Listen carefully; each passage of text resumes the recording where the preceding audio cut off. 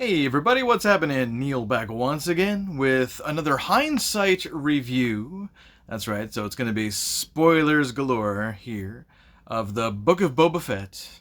And I've got a very special guest with me today, once again, back for the hat trick, his third appearance, Mr. Sky Westman. This is the way. That's right. Sky and I have been watching this show on Disney Plus every single Wednesday. It's quite the nice tradition as it was with the Mandalorian. So the Book of Boba Fett season 1, we got the little tease of it at the end of Mandalorian season 2. Although this season of the Book of Boba Fett, you could pretty much call it Mandalorian season 2.5 because there's just so much. Like, was this whole bringing back Boba Fett just like a footnote, and then okay, back to the Mandalorian, because they're just assuming everyone only cares about the Mandalorian? I don't know, but there's a bit too much focus on him and Grogu, but we'll get into that, because like I said, we're going to spoil the shit out of this series, okay? You've had a few days to watch it. It's on you now. You should have seen it. You should have been watching. Stay off social media, stay off YouTube if you don't want to know anything about the show, not even the premise, which because I've got a lot to bitch about. Well, and there's spoilers. I probably liked it better than Sky, but we'll find out at the end of this poor man's version of Siskel and Ebert review. But right, you are. We're Gene. going to Neil. Well, I thought it was Ebert, but all right, either way, it works. So yeah, spoilers. Okay, so I thought the story was up and down, but was very good for what it was, and it did deliver fan service right off the bat. From the very beginning, the very first episode, Jon Favreau writes the story of what we've all been dreaming of since 1983, if you're as old as we are. How did he get out of that pit? Exactly. So, what did you think, Sky, of the escape from the Sarlacc, which was obviously a flashback, because the whole show starts with him in a tank, and he's reflecting. You're pointing out my distaste. So what did you think? You're pointing out prematurely my distaste for the flashbacks, but what about that was the escape? Flashback that everyone wanted to see, and I have to say that I was really excited to see that as myself, and it was everything I hoped. Using the oxygen from the stormtrooper just to survive a little longer, and then beating his way out of the side of the damn thing instead of just crawling out of the mouth and using the teeth. I thought that was just perfect. It took a lot out of him, and that's why the Jawas were able to strip him real quick. I didn't like that part of the whole flashback where his armor got stolen, but of course we know this happens in the Mandalorian. That's why we have the whole quest for Boba Fett showing up in that season. Yeah, but now with him getting out of the Sarlacc pit, I thought that was just exactly everything that I wanted from my seeing him fall in Return of the Jedi. He's out. Yeah. He's out. I enjoyed it. Some fans complained it was he just used a flamethrower and got out. They were disappointed. They wanted more out of the escape from the Sarlacc pit. We have been waiting a while to see through it. Sand. Yeah, exactly. If you think about it, it's kind of okay. It's a fantastical world, but realistically, it's not going to take them that long to dig out, because supposedly, he's not that deep down. But also, where were the rest of the other guys that were being digested over there? You know? Where were the rest of them? Just a stormtrooper who comes out of nowhere, fans are speculating, he's from A New Hope, and he was looking for the droids, and he fell in the Sarlacc pit. Well, maybe. I'm assuming that the Stormtrooper and Boba were the only ones that were able to survive the first wave of digestion, and the other guys were just plain old food. So they're probably already in the stomach, and these guys got lodged in their throat. That's what I'm thinking. Yeah, probably. But anyway, obviously, like you said, the Jawas, having to take Boba's stuff, and then the Sand People, wind up rescuing him. So this series really does humanize the Sand People as much as it seems to humanize Boba Fett himself as well, right? They wind up, bringing him into the fold, and it's kind of like teaching him their ways. Yeah, kind of like Dune, kind of like Dances with Wolves, kind of like you could be Avatar, the chosen one. You could be, this foreigner person that could really help our tribe survive. The white savior complex. Yeah. Well, I'm in New Zealand anyway. No, I thought that was pretty cool. Personally, I enjoyed it. It did go back to the present for a little while because we have to establish the present and how Boba is now the crime lord who has taken over Bib Fortuna's. Technically Jabba's. Yes, exactly. His crime syndicate or whatever you want to call it. So, I mean, I thought that was cool, and I thought that a lot of the present stuff was not as prevalent as the flashback stuff in the first bunch of episodes, because I know that when we were watching the show that you were very much like, oh, more flashbacks, come on, Mike, back to the present. The episode is literally a flashback, and it's like, I did not sign up for this. Like, I wanted to watch Boba Fett kick some butt in the present, and we get a flashback episode takes up the whole episode, and then I think another bit of a flashback episode, and then we cut to not even 2 episodes with Boba Fett in it. So, like, it was a very, like, don't get me wrong, it was entertaining. I did enjoy it. There was a lot of good things we can talk about. There's a lot of good things that happened during this. But overall, I was very perplexed with the stalwartness of it, the lack of, I don't know if excitement or a lack of, oh my god, like, remember when Luke Skywalker showed up the first time in The Mandalorian and everyone cried and there was that music and everyone was just loving it? I didn't have that single moment once in the Book of Boba Fett. Not that you should, like, it's not the same thing. You can't hold it to a different product like that. But at no point in time, like, even when, like, the Rancor was introduced, or yeah, we'll get to that. or when the Darksaber got used inappropriately, or what's another thing that was actually pretty, or when what's her face literally echoes the views of the audience and says, "I'm not going to call you Grogu." You know, like, there's so many good things about the whole season, and I got to see another. Was it 2 episodes with Luke Skywalker, or is it just 1? Just the one, I believe. Yeah, just 1 episode. So. But still, that was pretty cool. Yep, pretty cool. But not really epic. It wasn't really thought-provoking. It wasn't really like I stood up and cheered. It was literally just like, oh, they won. Oh, this happened. Oh, a flashback. Yeah. Oh, Luke. You know, it was really just. It wasn't really hitting me in the Star Wars fandom.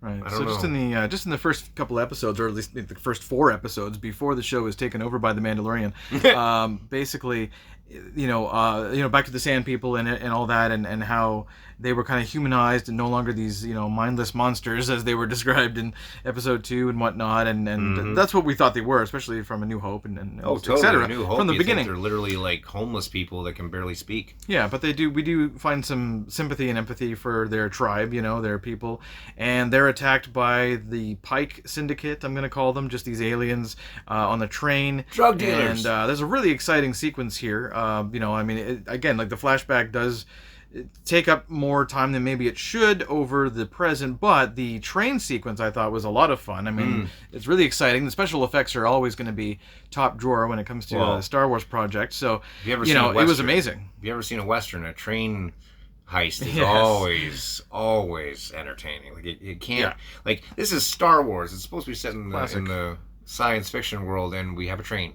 A floating train. So it's literally just another spaghetti western given ray guns, and you can't go wrong with that. That's how it works. That's why it works. But that train sequence was pretty entertaining. I'll give you that. That was a very good episode, I think.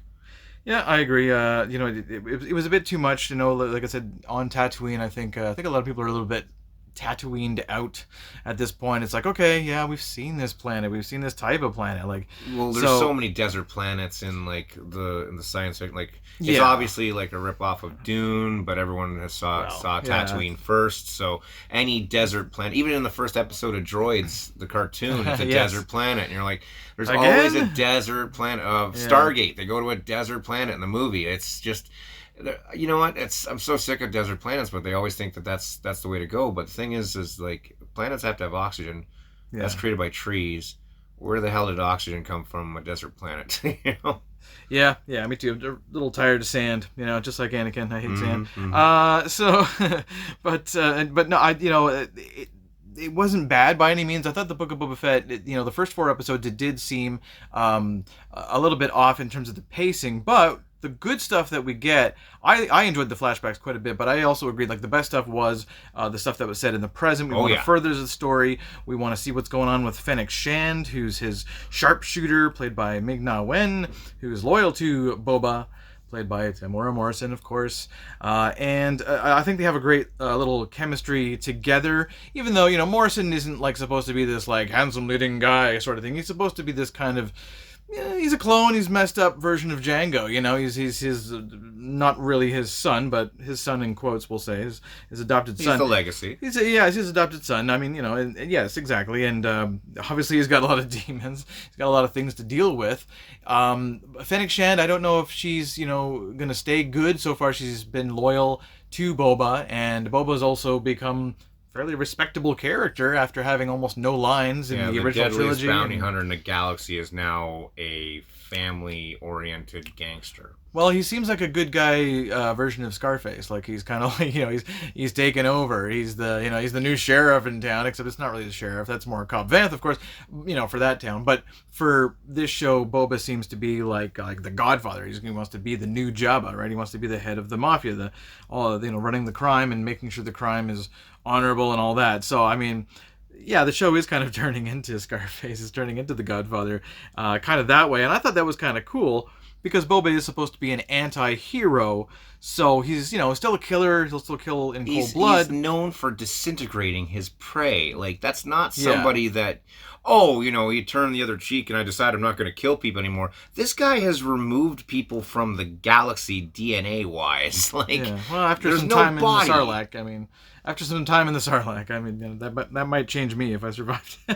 But he was always bitter. He was always angry. Even in the Clone Wars cartoon and everything, he was always this guy that's out for revenge, and he's out. Yeah, he's out to hurt people. He's out to get money for bounties because of his father's legacy and because he hates so much. He's given into his hate, just like Darth Vader.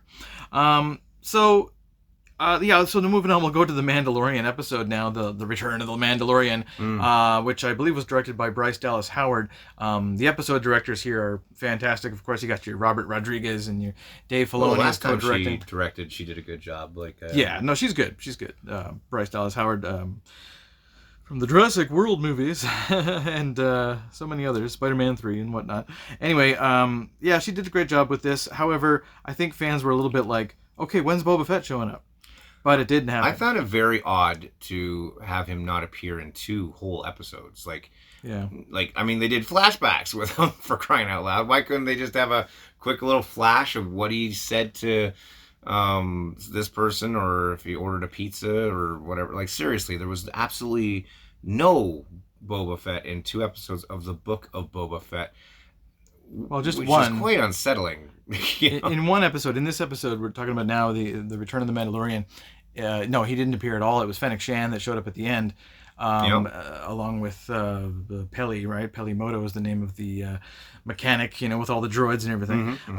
And it really does. It just becomes an episode of the Mandalorian, and it's almost like, okay, well, I'm not like mad about this necessarily, because we're getting great stuff here, but it's almost like if you're a bigger fan of Boba Fett than the Mandalorian, it's a bait and switch. You were told the Book of Boba Fett, and now I'm watching the Mandalorian. Yeah, which is it? If your favorite character is Boba Fett, if your favorite character is Boba, then you're a little bit miffed. You're a little bit like, okay, well, there's only 7 episodes. Like, they couldn't, include Boba in some way, like a hologram message or something. Absolutely. Like, exactly. Nothing. Like, come on, like, But that's how it goes. I mean, they had to tell this Mando story. They couldn't have saved it for season 3 of Mandalorian. I mean, I guess they have so much more story to tell that they couldn't save this whole thing with the armorer and then the I guess it was the heavy Mando, or just that bigger guy surviving Mando. Right, exactly, the guy that challenged him, and he lost, but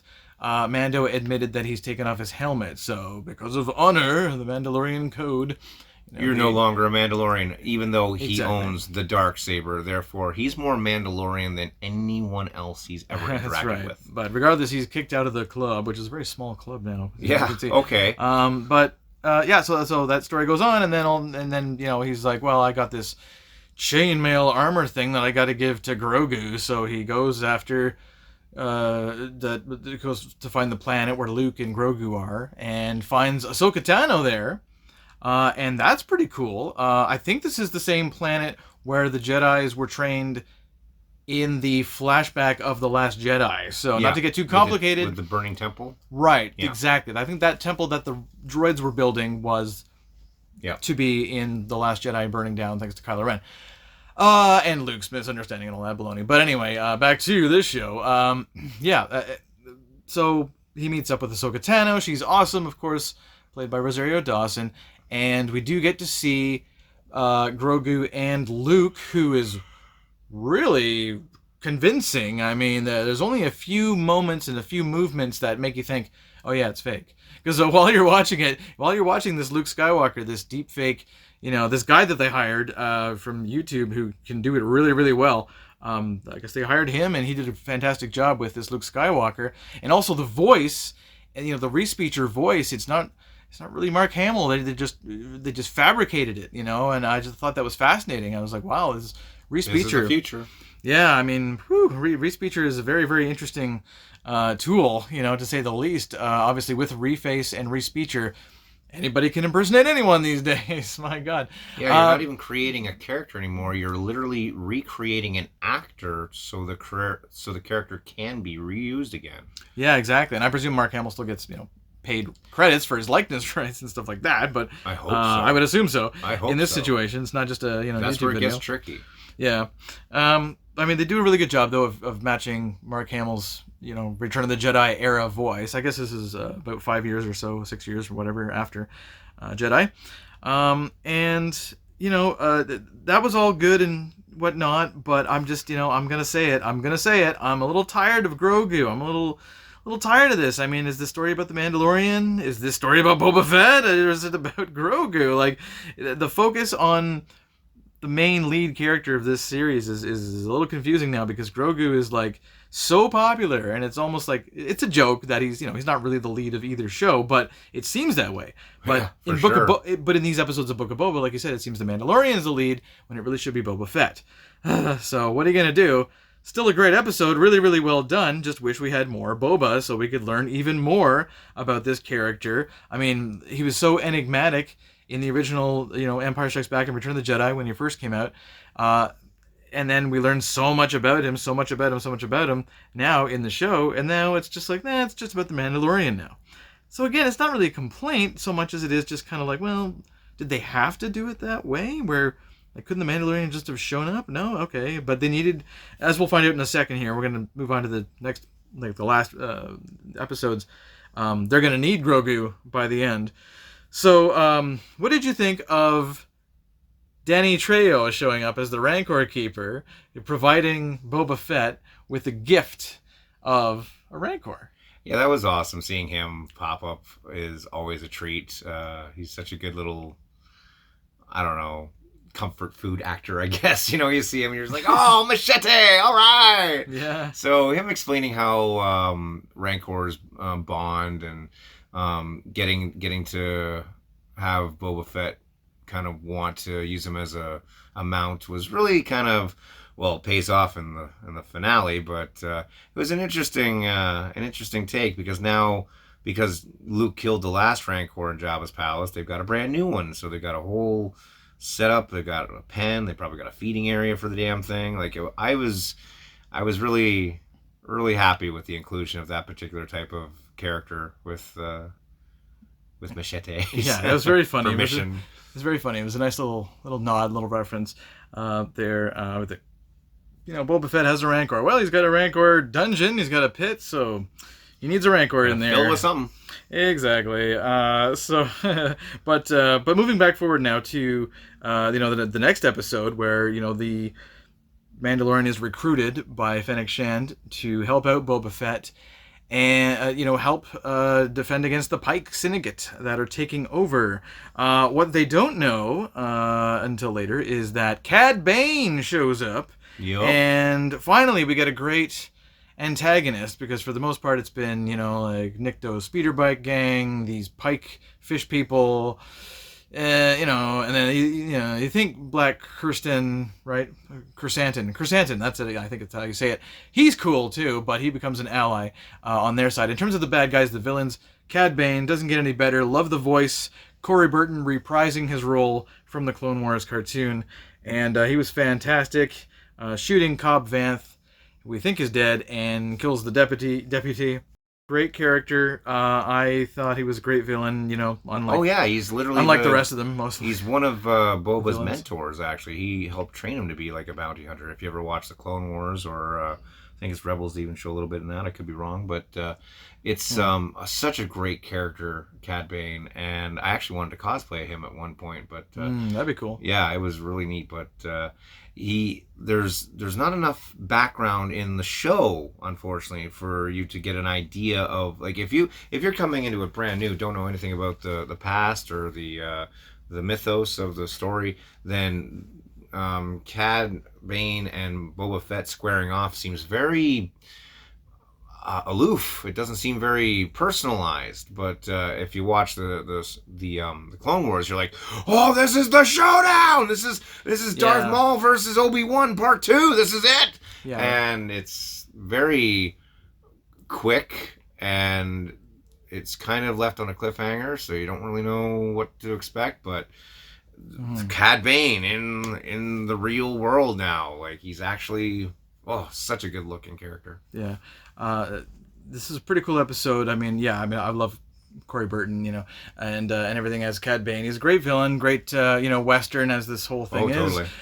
But the whole showdown where they're kind of trapped in one place, the people of Freetown, they come to help, and they wind up getting overwhelmed by these giant Scorpionic robots, they're called, apparently. But then I've never seen them before. But yeah, well, they're pretty dangerous, obviously. And they have like shields and everything. So Boba Fett has to go get in reinforcements, and the reinforcements you get, of course, is you get yourself a Rancor. Hey, I've got a Rancor. Might as well use it. And the Rancor destroys the robots. Godzilla on that town. Yes, or Mos Espa, or whatever it's called. He has more property damage than those robots do. Yeah, very kaiju-like, and he winds up, now taking down the robots. But then you've got a bigger problem. Of course, they've got the Rancor on the loose here, who's all mad and enraged and everything. And of course, now we see why Grogu's here on Tatooine. It's because they needed him in this show to calm the beast. So with his Jedi powers, he calms the Rancor, and the Rancor goes to sleep, or becomes docile, and it's just like, okay, that's convenient, that's all right, I guess, fine.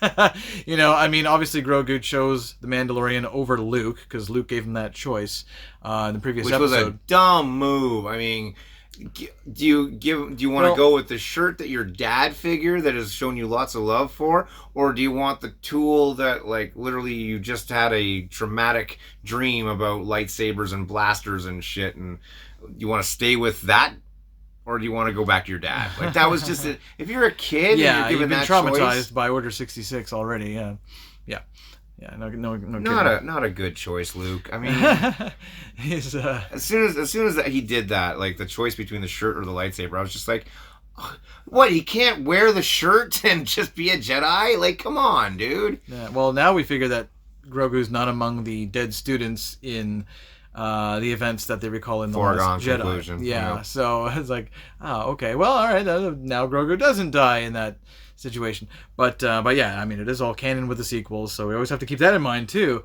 This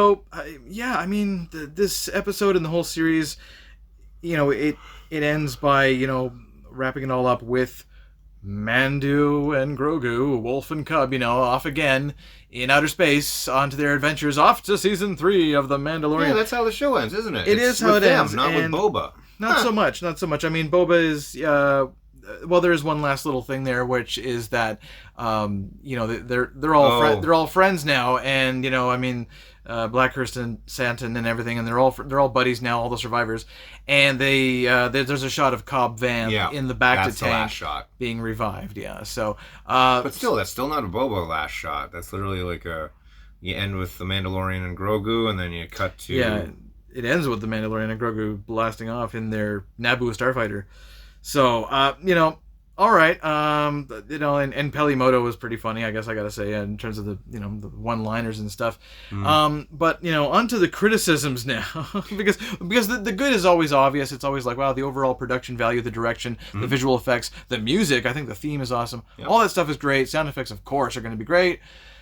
Acting and everything's going to be really, really good. And they always include great characters. But it was kind of a disjointed show, and I'm going to kind of go off on the criticisms here a little bit, and then I'll let you go off a bit, and then we'll wrap it up. I thought that, I didn't care for some of these side characters. I didn't care for the Pikes, these Pike people, and I also didn't really care for the cyborg, the mods, the Vespa kids. The mods, I do not care for the mods. Didn't care for those, the cyborg people. I was like, okay. I mean, it's just kind of okay, but I don't know. It just wasn't really exciting. It gives us our explanation of why Vedic Shan looks like that now, but I don't think it was necessary to bring in the whole street gang where like a 16-year-old little girl says, oh, let's not go back to your fortress of like guns and armor and everything like that. Let's just stay in the hussed out shop that just got blown up. Like, they have absolutely no idea what they're talking about or doing, and Boba Fett just goes, all right, let's just stay here. And it's like, dude, go to your palace where all your guns are. You have a ship that has seismic charges. Like, he brought a Rancor to a gunfight when he could have brought his ship, dropped a seismic charge, and he decimates the hell out of that biker gang. He could have just put Slave One over top of the town, shot the crap out of those two droidicas, game over, Bob's your uncle. Like, ugh. Yeah, that's true. There were some instances there where, I mean, there were like a rocket pack would have come in handy. But they do eventually get to that in the final episode. I guess they were saving that for last. But yeah, it is just seemed like a little disjointed to me. And I know like we both kind of expressed that. Certainly you did, like when we were watching the show. I know it was like, okay, back to the past, and then back to the present, and then back to the past. It was a bit kind of jarring. You almost think like maybe that this show could have started with him in the back to tank, and then that he's reminiscing and he's going into the past, and it says like, however many years ago or whatever. It doesn't even have to say that. It could just be he gets out of the Sarlacc, and the Sand People, train him, and they could have truncated that a little bit. They could have chopped that down. They could have cut that down. They could have done that first, and then they could have had a little quick montage of when we meet up with the Mandalorian in season 1, and then we could have had the Book of Boba Fett. Yeah. And if they had done it in that order, it would have been fine. But I'm like a Highlander fan. I'm used to flashbacks to a previous time. But this was obnoxious. This was not how you tell a story. He literally, in the second episode, we spend 5 minutes in the present with frickin' huts. And then the rest of the episode is a flashback. And it ends in the flashback. We don't end in the present. And it's like, yikes, this is horrible storytelling. And well, I just thought it was a bit imbalanced. I liked what we got. I just thought it was a bit imbalanced there early on. And my real complaint, like I said, was just that it was, other than some lame side characters, as I already mentioned, I thought it was just like, well, why would they, go with episode 5, I believe it was, like the return of the Mandalorian. It's like, why would they go with this whole episode without the Boba Fett character, which is funny, but also true. It's kind of a joke. It's like, well, it's called the Book of Boba Fett. No Boba Fett. What's the deal? It's like a Seinfeld joke. Well, what's the deal? But no, I thought that was actually disappointing. Like, genuinely, I thought we could have learned more. We could have got more flashbacks. Maybe they could have done more with the young Daniel Logan version of Boba and have like a little flashback memory of that or something. But that might have been difficult to make, maybe. But still, I just thought they could have done a bit more with Boba Fett, like something, with him. But I guess they figured, there's only so much to tell with him. And I mean, their real cash cow is Mando and Grogu. I mean, and I get that, but it just seems like they were hogging the spotlight too much from Boba, who's such a popular, cool character. And as I said, like, if you're a fan of Boba Fett, I think you're pretty disappointed by that episode. As well directed as it was, and all the quality is so great. And the one final thing we didn't talk about was, of course, the showdown between Boba Fett and Cad Bane. Cad Bane winds up sending fire on to the Rancor and scares him off, and then Boba Fett and Cad Bane have this showdown where we think Boba Fett kills Cad Bane thanks to his Tusken training, but I don't think Cad Bane's dead. What do you think? Cad Bane's dead? No, he had a beeping red light on his chest, and I wasn't really aware of this. I thought Cad Bane was like just a kind of a badass with some like slight modifications, but apparently that guy is literally Vader. He's like more machine than man. He's got his complete respiratory system. That's why he has that sound, because his lungs are being bypassed by those tubes that go into his back. So yeah, he can get stabbed in the chest all he wants. Like, he probably just upset his third intercostal support. Like, he's probably beeping and gonna be back in the next season, no problem. And I'm okay with that, because I want me some more Cad Bane. That character cannot not be dead. Such a cool voice by Corey Burton. And a great look. And he does look good. You know, he's a little paler than the cartoon, but that's okay. I'm not going to quill about little things like that. But yeah, I thought that was pretty darn cool. So yeah, thank goodness for Cad Bane, and thank goodness for, you know, new stuff, you know, as well. Some new stuff, some old stuff. So in terms of scoring now, I'm going to give the Book of Boba Fett a 7.5 out of 10. Sky, what's your verdict? I give it a 6.5. I really want to give it I want to give it a very neutral, because it was entertaining, but in a very annoying way. Like, it was like at times. It was kind of like watching The Witcher. It's like a great concept, it's great costumes, but it's so horribly edited in the wrong way that it doesn't appeal to my storytelling mind. Like, I like to have a beginning, middle, and end, not let's jump around, let's move backwards, let's not even have the main character in this. Right, yeah, it wasn't really for your taste, for sure. But I also didn't think it was something that I wanted to rewatch immediately. Maybe I'm a bit biased to the original trilogy, but obviously those three films, you know, you want to rewatch them immediately every time after the first time you see them. But, you know, this one is not quite the same as Mando. 2 episodes again, but not the rest of the... Yeah. I can watch the last 2 episodes, maybe the one with the Mandalorian. Yeah, there's a lot of action. Episode 5 and episode 7, but yeah, that's it. It's hard not to be genuinely entertained by it. You know, you don't take your eyes off it. You're not on your phone. It's not boring by any stretch, but it's just not... And it was Luke. It's not as great as it could have been. Episode. I was all about Luke. Yeah. And it was great and all, but it just didn't have the same emotional impact as, like, that last episode of season 2. It was literally just... everything that we saw, everything, like even when the Rancor was introduced, and you're like, oh great, a new pet.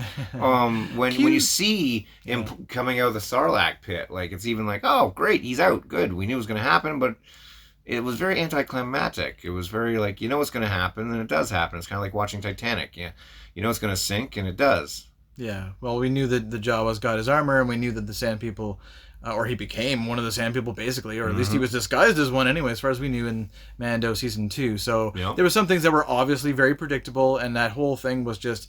I was just jealous of of Favreau being able to write that, you know? I mean, he wrote every single episode of the Book of Boba Fett, and I think he co-wrote one of them with Filoni, but he was the main writer here. So in terms of the jumping around of the past and present and all that, absolutely I agree that you know, that must have been really difficult for Favreau to kind of juggle that, but I do agree that it's a bit jarring, and it's a bit like, okay, can we get back to the present?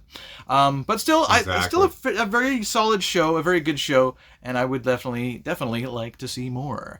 I mean, but there is so much Disney Plus coming our way. Obviously, we got the Andor, and we've got the Obi-Wan that was just announced coming in May. It's May 25th for Obi-Wan, and I know that. Like, I can't wait. But there's just so many shows. I think it's getting to be maybe too many shows. I mean, what are they going to do next? Like, is there going to be a show on Disney Plus about sound effects called Ben Burt's Beeps and Boops? Like, well, you know, what's next? You know, like, do you think there's too many Disney Plus Star Wars shows? They're gonna squeeze that cash cow until it's dry, and there's no sense of dryness yet. So, I think it's just one thing after another. Like, now that we can like literally like surgically create the characters from bits and pieces of deep fakes in the computer now. Oh yeah, I mean, it's going to be more common now. It's, dude, like, you're just making fun of like a simple concept of like the sounds of Star Wars, but in actuality, you're probably predicting exactly what's going to happen because well, there should be one. Why not? There's going to be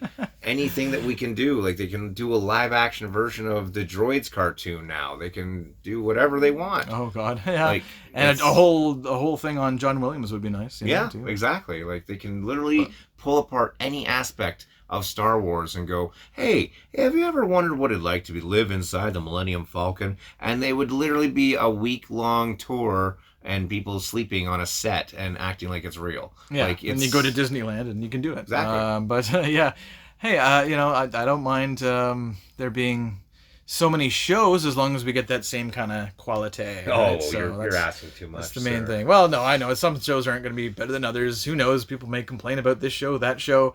Obi-Wan's got a lot of high expectations. That's going to be almost impossible to please, the majority of fans. I don't know. We'll have to wait and see. I can't wait myself, but yeah, I thought Book of Boba Fett, highly anticipated for a whole year. We waited and we thought, wow, I can't wait to find out more. And we did learn some more, but we just kind of wish it was a bit more about, Boba and Fennec Shand in the present. But oh well, that's all for this review, I'd say, for this spoilerific review. Thank you guys for tuning in. And again, this is Neil Temple, and I'm here with my good buddy Sky Westman. Hi, guys. See you later. Thank you so much for joining us, Sky, and for joining me for this review. And we'll talk to you next time. Peace.